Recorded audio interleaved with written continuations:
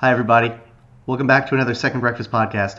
I'm Andy Roth, alongside Phil Duvall. Say hi, Phil. Hello. And it's Friday, which means... Mailbag.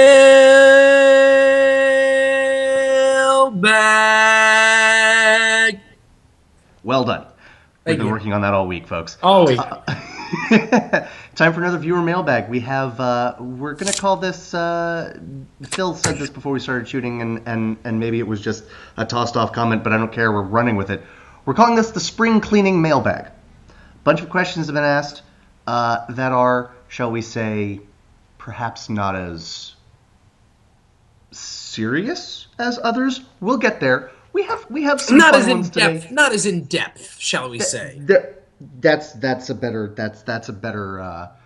But we've got all these questions built up, and so we're going to do a little spring cleaning there. Indeed.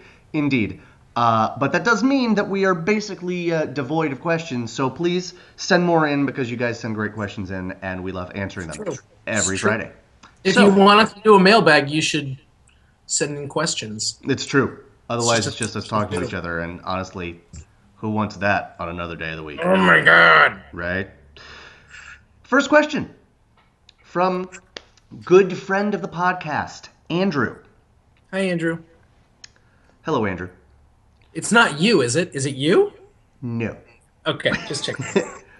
What does it say about this year's major films that the 6 biggest Oscars, no offense to screenwriters, went to 6 different films? Picture, director, actor, actress, and I guess he's saying supporting? Mm-hmm.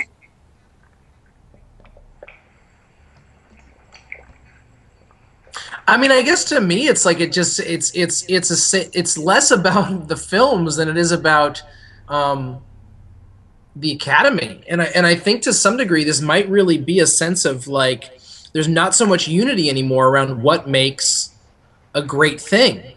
I mean, it's like those things where it's like now there's XM radio or what Sirius satellite radio that has 250 channels, and this is the bluegrass station, and this is the country. Like it could be that like.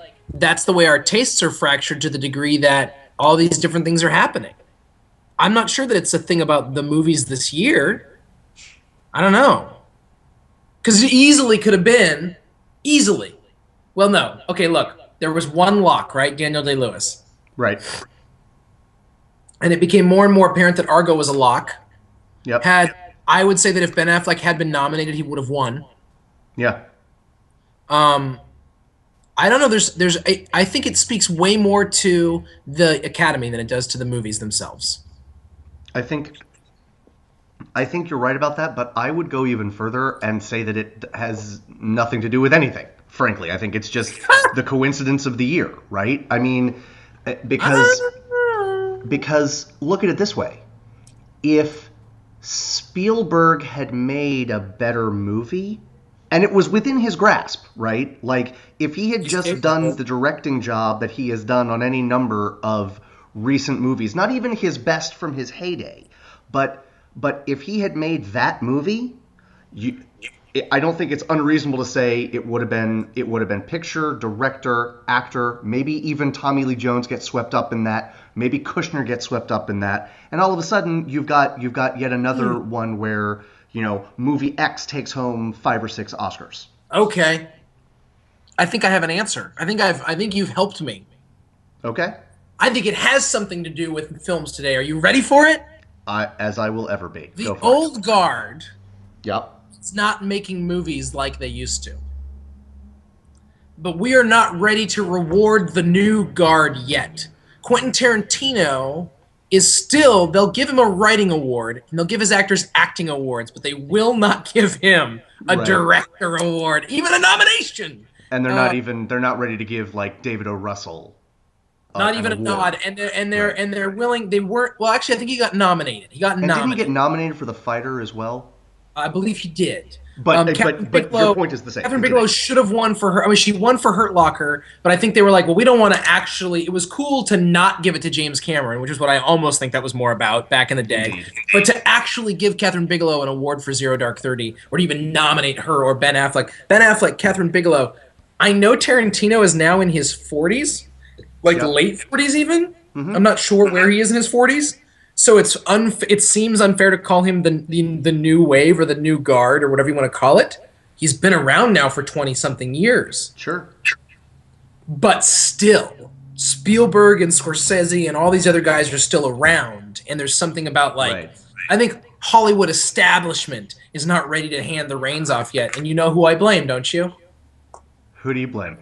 The baby boomers. It's clearly their fault. I'm not. I'm not necessarily going to disagree with you. To speak more on Tarantino specifically, I think two things have feed into that perception that he's not, that he's still new, and one is having movies that are inventive in some way is kind of his thing. And what I mean by that is this: like, Scorsese knocks it out of the park pretty much every time, but his movies kind of look like movies more than Tarantino's. Am I making any sense?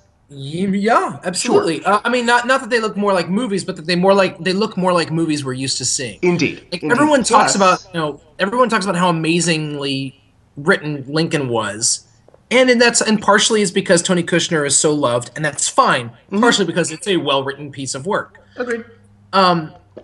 But it is definitely just a very traditional film structure. And to some degree, I'd say David O. Russell, like, for all of his, like, ooh, David O. Russell is so out there, like, Silver Linings Playbook is, in essence, a really well done traditional romantic comedy. Agreed. There's one other thing about Tarantino that I want to say before we move too far past it, Please. and that is he just hasn't made enough movies, right? I mean, like, You mean for them to finally catch up and give him the Lifetime Achievement Award that they call Best Director?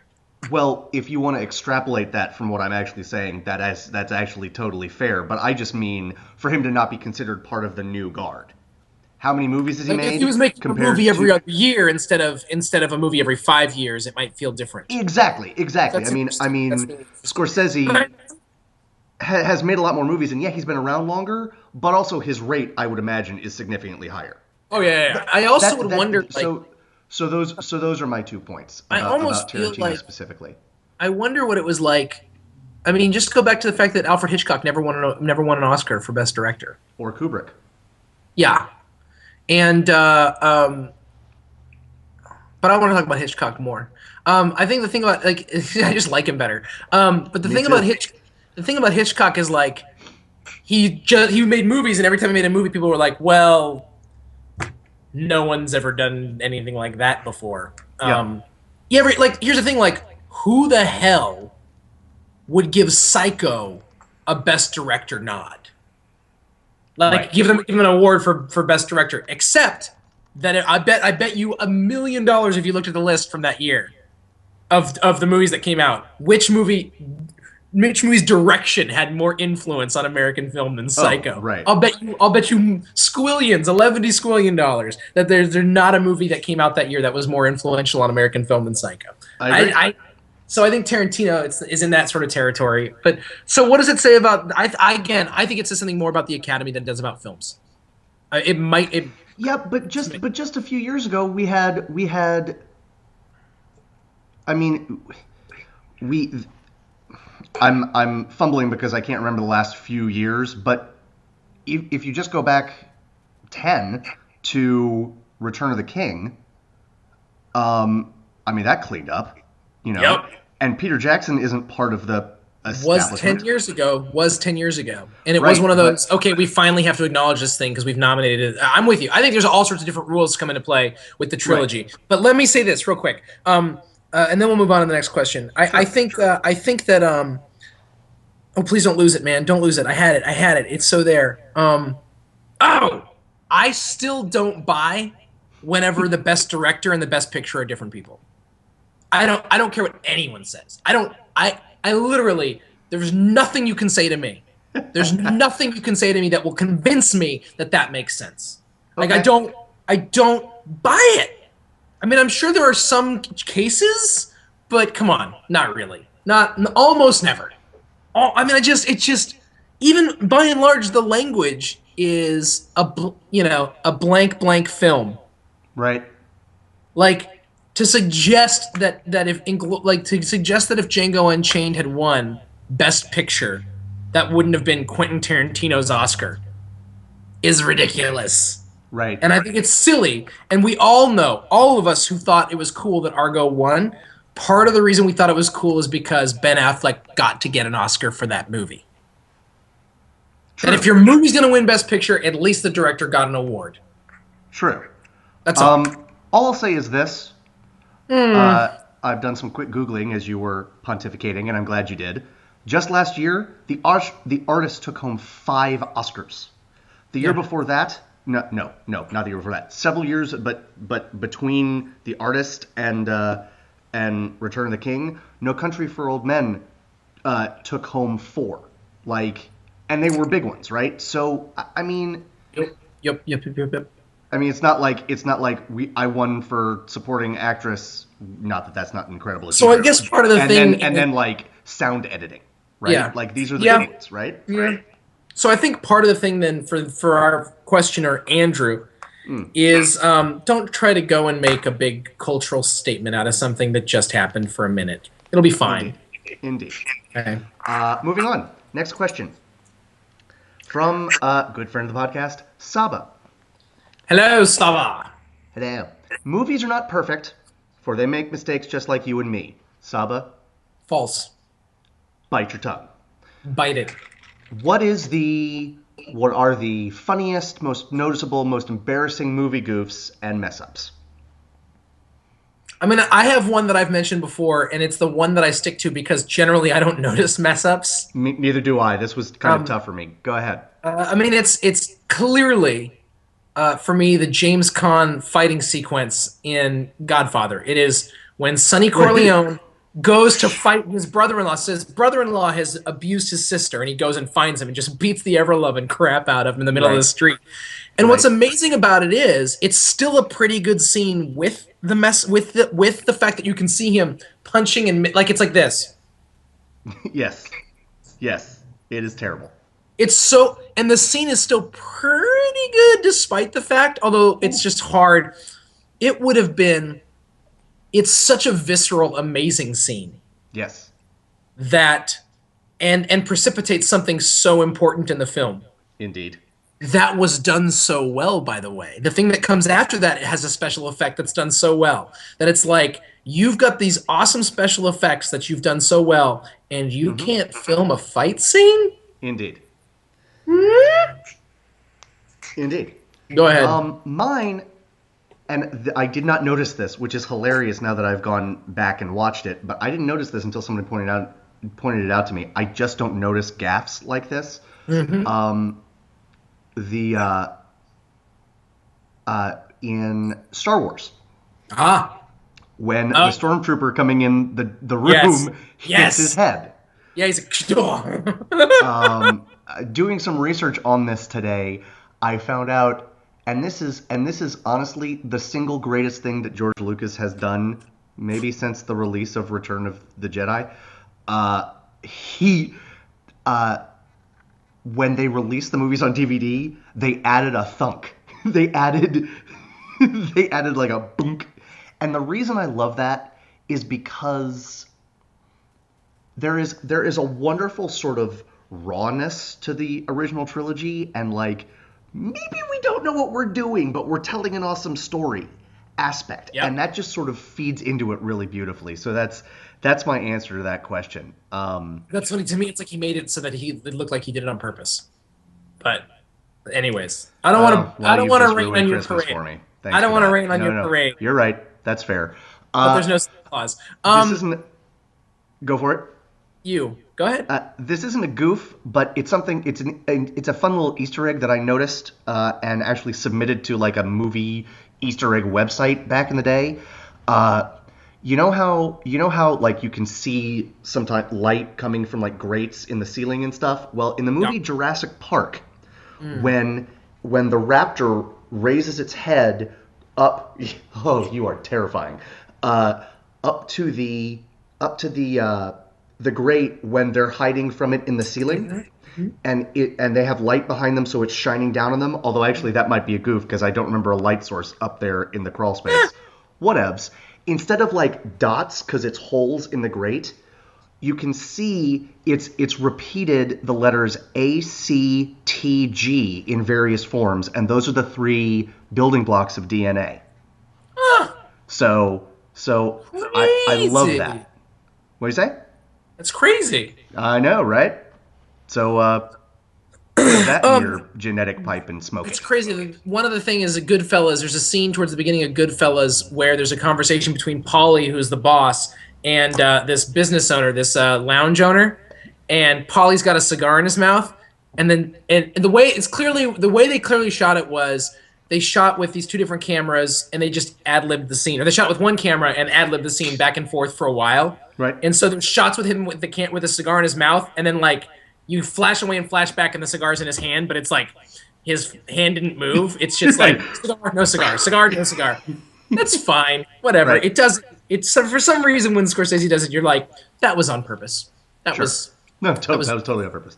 right. Something else. One last real quick thing before we move on. Something else from Star Wars. When at the very end, when Luke has blown up the Death Star and he comes back triumphant and he's climbing out of his X-wing, and he shouts something, and everyone's like, he shouts Carrie, because Princess Leia, played by Carrie Fisher, is coming up to him. He's like, Carrie! I've listened to it. I promise you, whoever is listening to this, I have watched that moment more than you have, and it is still inconclusive. So I can't include that, right? It could be, hey, which is what you would say if someone is running towards you like this. If What they don't movie have was a weapon this? or something. What? What movie was this? Star Wars. I've heard of that. I've heard of that Yeah. movie. Yeah. Okay. When he's climbing down, everyone's like, yay, yay, Oh, go up the okay, Death okay, Star. okay.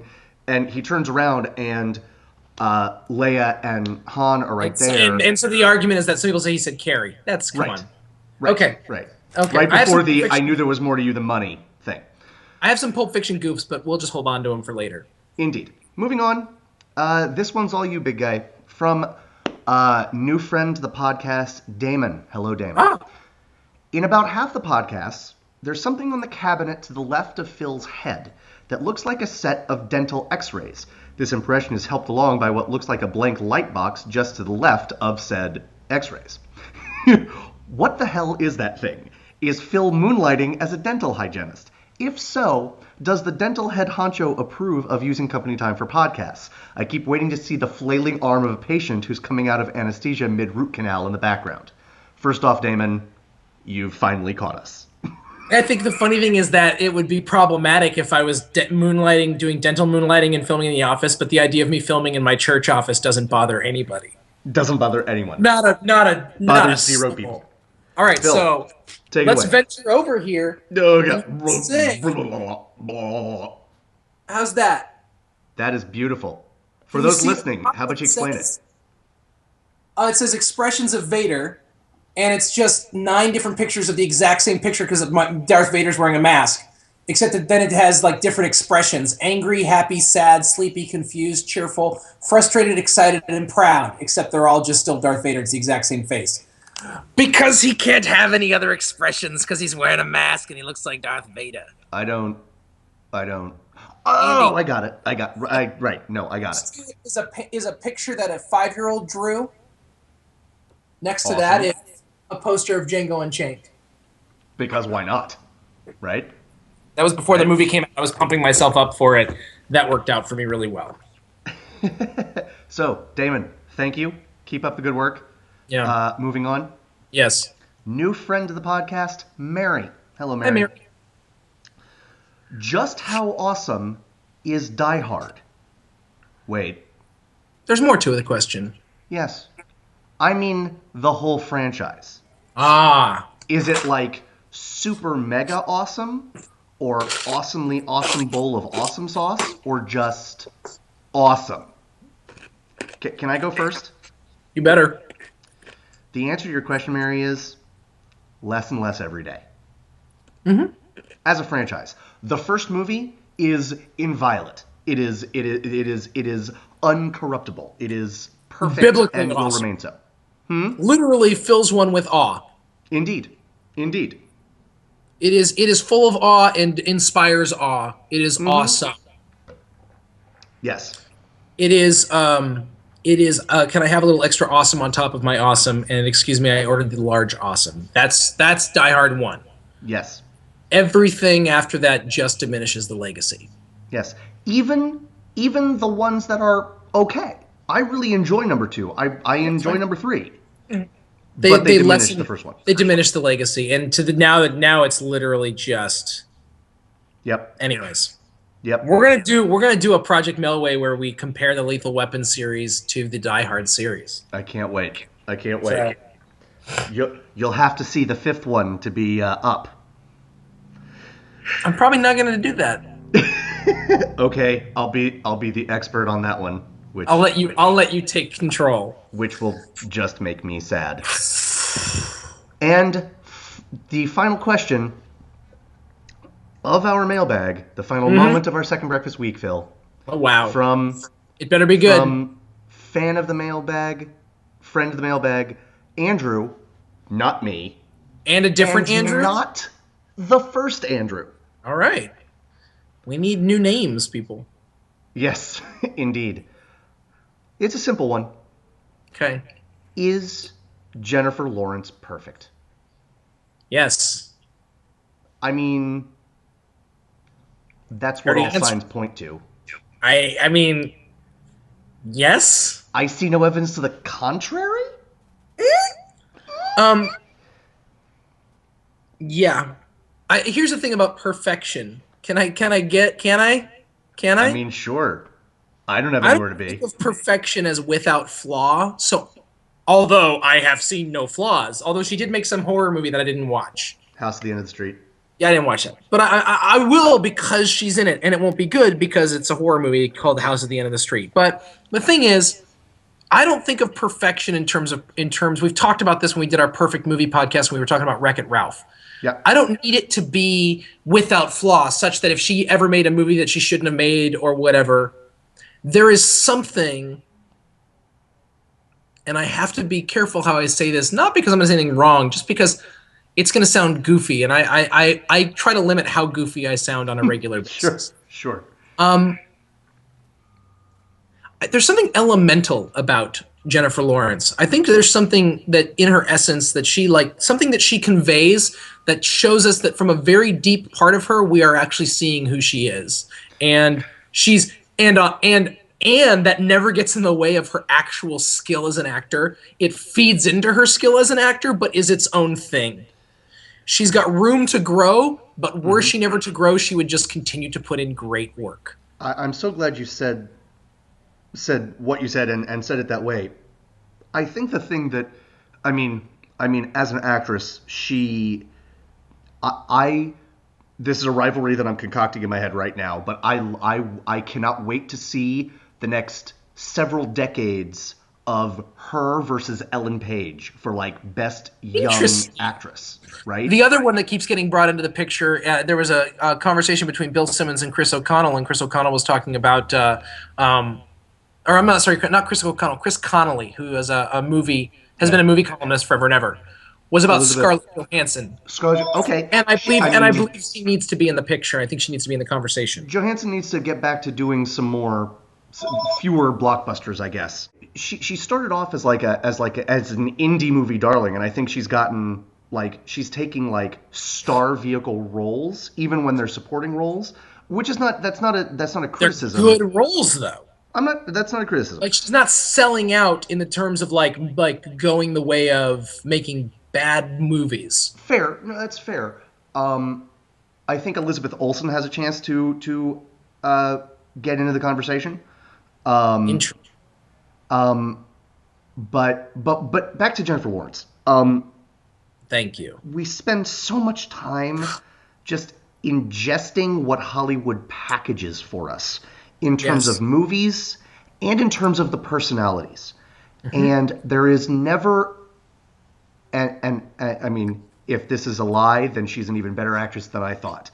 But there's never any moment that I don't think that when she's not acting, there's never any moment that I don't actually that I think I'm seeing anything other than what she's really like. And she has this essence of it's really easy for anyone. She's totally relatable. it's really easy for anyone to look at her and say, if I were in her position, that's what I'd be like. And Because that's what everybody wants to be like. She's like that. exactly. Yes, that's true. And frankly, all of this is true. I mean, she is a very talented actress. Yes. She is a very authentic personality. She seems to just have fun.